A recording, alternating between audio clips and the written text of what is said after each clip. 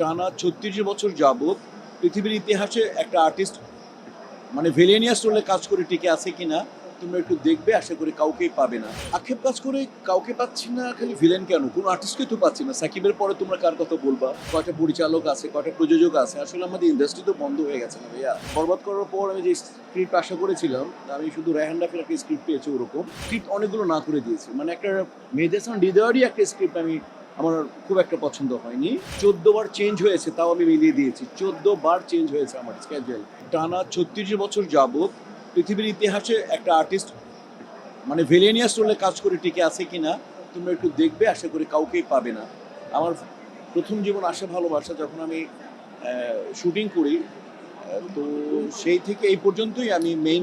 সালমান শাহ ছিল হিরো, আমি main villain ও main hero. আজও মনে করে ছবি করে যাচ্ছি।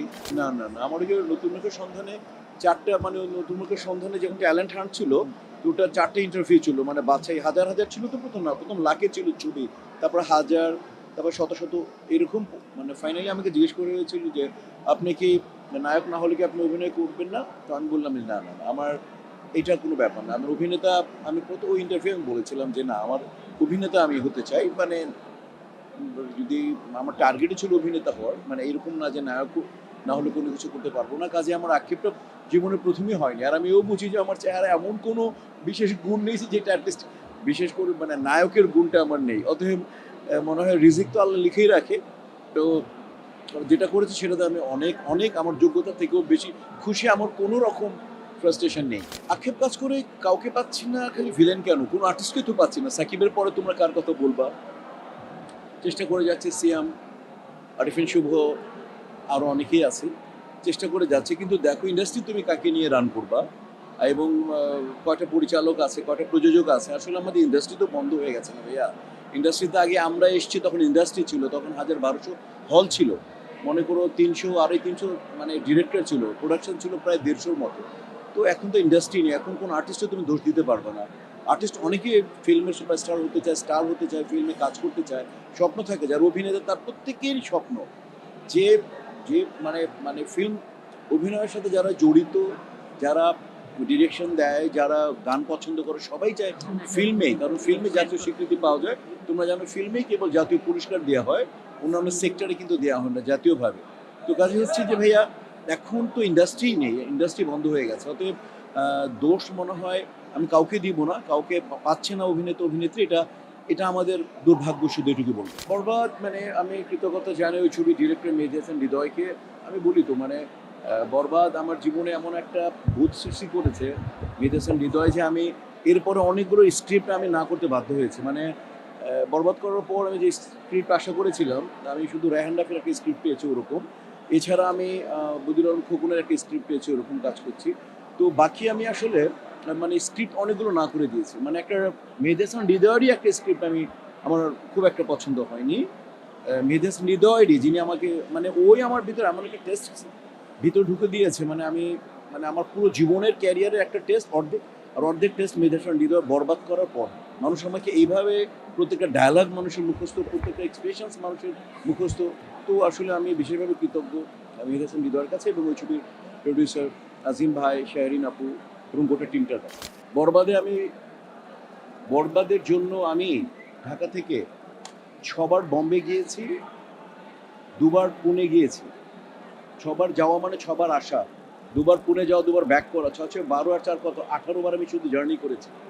বরবাদের আমি স্ক্যাজুয়াল 14বার চেঞ্জ হয়েছে, তাও আমি মিলিয়ে দিয়েছি। 14বার চেঞ্জ হয়েছে আমার স্ক্যাজুয়াল, কারণ ওইটা অনেক বড় ছবি ছিল, লোকেশন অনেক সময় ঝামেলা ছিল, অনেক বড়। এখানে বম্বের একটা কলকাতার বাংলাদেশের 3টা টিম মিলে ছবিটা ছিল।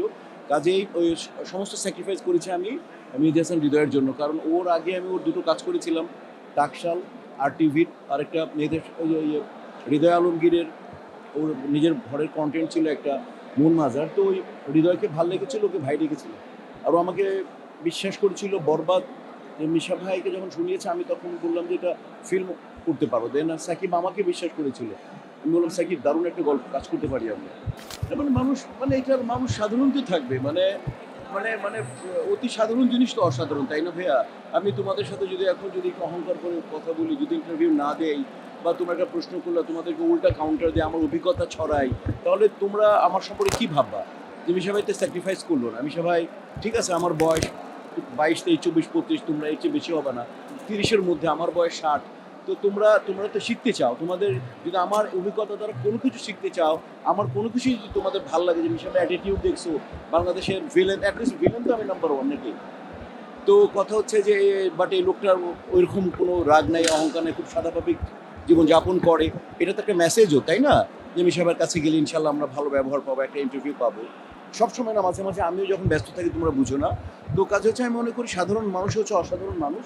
আর আমি যেহেতু লোয়ার মিডল ক্লাস থেকে এসেছি, এখন আমি মিডল ক্লাস ওন করতে পারি বা তো আমি মনে করি যে আমাদের সবচেয়ে বড় বৈশিষ্ট্য হচ্ছে সম্মান, নিজে অন্যকে সম্মান দেওয়া, যারা সিনিয়র তাদেরকে সম্মান দেওয়া, যারা সমসাময়িক ওদেরকে ভালোবাসা, এবং যারা আমার জুনিয়র তাদেরকে আদর দেওয়া। তো তোমরা সব তো আমার আদরের, সবাই ছোট। এটা তোমরা লেখো না কেন? এটা আমাকে আমাকে আমাকে দেখো, কোনো অনুষ্ঠানে দেখো, আমাকে কোনো অ্যাওয়ার্ডে দেখো, সাধারণত দেখো, এরকম মোটামুটি কোনো বিশেষভাবে যদি উল্লেখযোগ্য না থাকে তাহলে মানে আমিও যাই না। অতএব এটা আমি বলতে পারবো না। এটা যদি তোমাদের চোখে লেগে থাকে তাহলে তোমরা এটা ফাইন্ড আউট করো, কাকে অ্যাওয়ার্ড দেয়, কেন অ্যাওয়ার্ড দেয়, কারা অ্যাওয়ার্ড দেয়, কী জন্য দেয়, তাদের উদ্দেশ্য আদর্শকে তোমরা দেখবা। এটা তোমরা সাংবাদিকরা হচ্ছে মনে করো আমাদের সমাজের দর্পণ, তোমরা এটা বের করবে, এটা আমরা বলাটা ঠিক হবে না।